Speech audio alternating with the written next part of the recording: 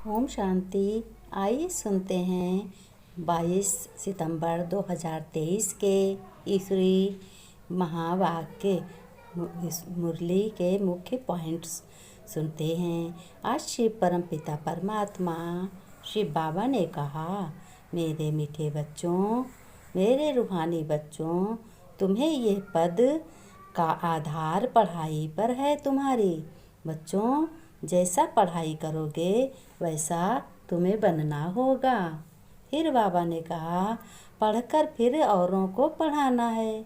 और बच्चों, तुम्हें गली गली में जाकर बाप का परिचय देना है कि इस वक्त बाप भगवान शिव बाबा आया हुआ है। कलयुग पुरानी दुनिया में विनाश काल के समय आया है और हम बच्चों को अपना बनाकर हम लोगों को ज्ञान सुना रहे हैं, ज्ञान की से श्रेष्ठ बना रहे हैं, श्रीमत दे रहे हैं, अपनी राय दे रहे हैं। तो बच्चों, तुम्हें अपने पिता शिव पिता का परिचय देना है। फिर बाबा ने प्रश्न पूछा, तुम बच्चों को किस इच्छा से परे रहकर सेवा में लगे रहना है? बाबा ने कहा, उत्तर में बच्चों है, तुम बच्चों रहम दिल के बच्चे हो। तुम्हें किसी से पैसा लेने की इच्छा नहीं रखनी है, यानी हम किसी को ज्ञान सुनाएं, जैसे भागवत सुनाते हैं, चढ़ावा आता है तो हमें कोई पैसा दे या कोई वस्त्र दे या कुछ भी मान सम्मान करे, ये तुम्हें इच्छा बच्चों कभी नहीं रखनी है। इच्छा इससे परे रहकर दान करने की सेवा में दूसरों को आप समान बनाना है। जो तुम्हें मिला अपने शिव पिता से वो सभी को देना है। बुद्धि में रहे बच्चों तुम्हारी कि जिसकी तकदीर में होगा वह बीज अवश्य बोएंगे। अगर कोई वाचा या कर्मणा से नहीं कर सकते हैं तो धन से भी सहयोगी बनते हैं। धन से माने पैसा खर्च करके ज्ञान देते हैं, जाते हैं, जैसे कि बस या ट्रेन से कहीं भी बैठ कर बताते हैं तो किराए से जाते हैं, तो ये पैसा खर्च करना होता है। फिर बाबा ने कहा, बच्चों, गरीब बच्चे तो चावल मुट्ठी देकर महल ले लेते हैं। जिस तरीके से सुदामा ने कृष्ण जी से लिए मुट्ठी भर चावल दिए और कितने हीरे जवाहर झोपड़ी से महल बन गए। तो बाबा ने कहा, इसी तरीके से गीत भी उसी समय का है कि गोपियों ने गाया और कि प्रीतम आज मिलो, प्रीतम आन मिलो, यानी प्रीतम माने कृष्ण को पुकारती थी, आओ कृष्ण मिलो आके। आज वही समय आ गया है कि शिव बाबा आया है। पहले कृष्ण आया था, अब शिव बाबा आया है। कृष्ण बनेगा फिर सतयुग में। ओम शांति। बाबा ने कहा, प्रीतिमाओं के लिए एक ही पुकार काफ़ी है, अर्थात मेरे बच्चों के लिए एक ही पुकार काफ़ी है। कौन सी पुकार? मेरा बाबा, मेरा मीठा बाबा, मेरा शिव बाबा। एक मेरा मीठा बाबा, दूसरा न कोई। यही पुकार काफ़ी है। यह तो सिर्फ तुम बच्चे ही जानते हो, दुनिया वाले तो जानते नहीं हैं कि बाप कौन है, कौन बाप हमारा है, किसके द्वारा हमें जाना है, अपने सतयुग की तैयारी करनी है। बाबा ने कहा, मैं फादर सोच सन, फिर सन सोच फादर। ऐसा कायदा है कि अब प्रीतमाएँ सब प्रीतम को पुकारती हैं। क्या पुकारती हैं? हे भगवान आओ। और उसमें त्रेता में क्या पुकारती थी गीता?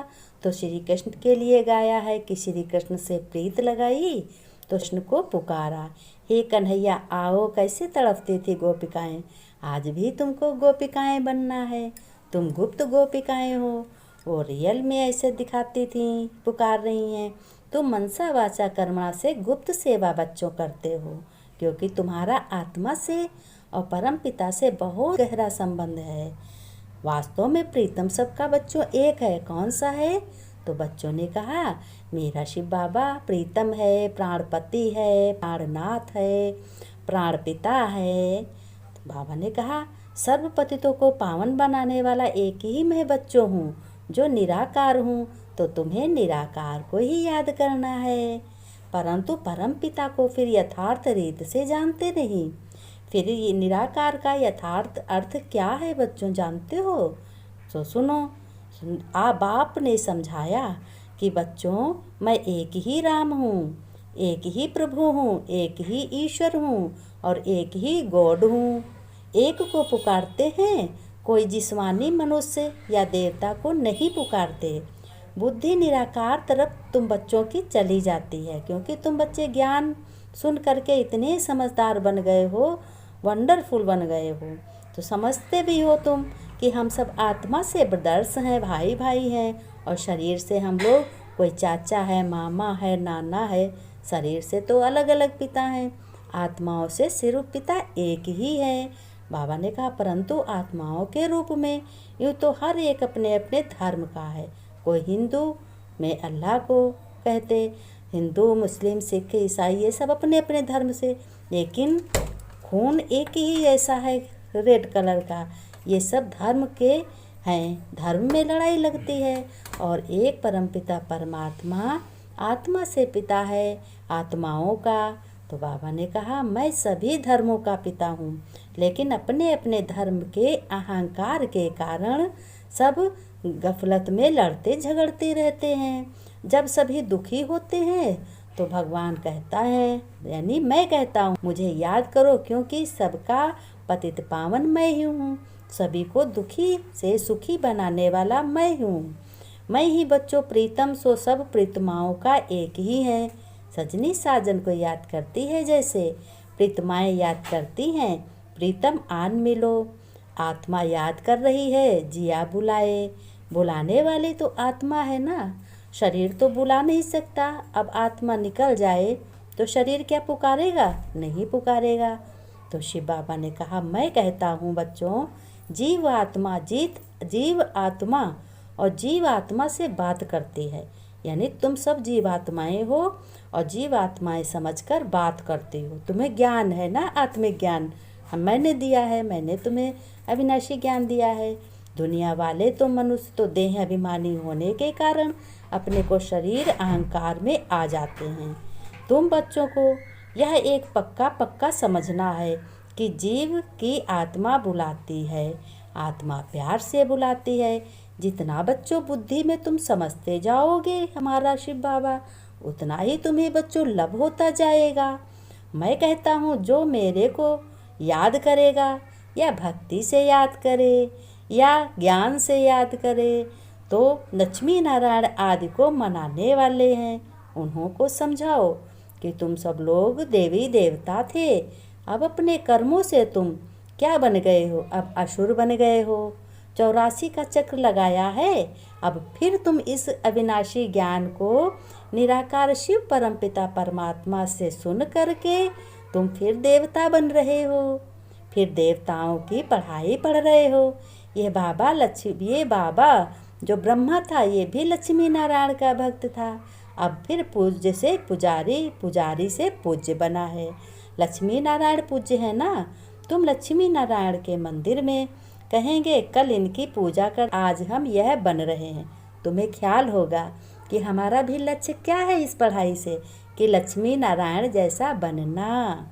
समझाना तो बड़ा सहज है तुम बच्चों को, क्योंकि रहम दिल बनना है। तो बाबा ने कहा तुम्हें बहुत शौक होता है अपने बाप का परिचय देते हुए, हैं? तन मन से देखो कितनी सेवा तुम बच्चों ने की है। बहुत धन देने वालों को भी इतना पद नहीं मिल सकता जितना तुम लोगों को पद मिलता है। तुम तो नर से नारायण बनने वाले, यह नॉलेज है ही स्वराज योग, राजयोगी। हर कर्म में बुद्धि समझती है कि यह पुरुषार्थ करना चाहिए। यह ज्ञान सागर तो गलियों गलियों में नहीं जाएगा। भगवान ने कहा मैं कोई गलियों गलियों में थोड़ी जाऊंगा, लेकिन बाप कहते हैं भाषण आदि तो बच्चे ही करेंगे, ज्ञान तो बच्चे ही सुनाएंगे। मैं तो सबका बाप हूँ, तुम माताएं कुमारियाँ हो, तुम माताएं हो, बच्चियाँ हैं और भाई हैं, तो तुम ही को तो जाकर सभी को बताना है। शिव बाबा ने कहा फिर तुम अभी जगत जीत बनते हो, जग को जीतने वाले, यानी सबसे अच्छा ज्ञान अविनाशी ज्ञान। अम्बा के मंदिर भी बहुत बनते, अब अम्बा की पूजा भी होगी। रावण पहले मारा जाएगा, फिर अम्बा की पूजा भी होगी, फिर रावण मारा जाएगा। पहले अम्बा आती, जगदम्बा आती ना, तो मेहनत करो, कोई ना कोई ज़रूर आएगा ज्ञान में, तुम्हारे जैसा ज्ञान सुनेगा। सर्विस तो बहुत ढेर है, इसमें कोई पैसे लगने की बात नहीं है, पैसा नहीं से लेना है। जो तुम बहुतों को बात बताओगे, बाबा का परिचय अपने शिव पिता भगवान का दोगे, तो तुम बहुत ऊंचा पद पाओगे। जैसे देवी देवता 33 करोड़ थे, तो 33 करोड़ में भी नंबरवार थे, कोई बहुत अच्छे देवी देवता थे। देवता तो रावण भी था, फिर क्यों? शिव बाबा ने कहा, बच्चों यह तुम्हारा पेपर है, जब रिजल्ट निकल जाएगी उसके बाद में क्या पछताने से क्या होगा। तो ये तुम्हारा इस वक्त पेपर हो रहा है, तो तुम्हें अच्छे से अच्छे इस ज्ञान को धारण करना है और अपने प्रीतम आया हुआ है, प्रीतमाओं से मोहब्बत।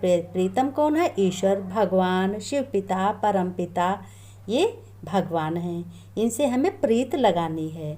तो बाबा ने कहा, ये बहुत श्रेष्ठ बातें हैं बच्चों, घर गृहस्थ में रहते हुए ज्ञान को उठाओ, घर गृहस्थ में रहते हुए अपने शिव पिता की श्रीमत पर चलो और अच्छे से अच्छे ज्ञान को उठाओ। आइए अब शिव बाबा भगवान बच्चों से नमस्ते करते हैं। याद प्यार, प्यारे बच्चों नमस्ते।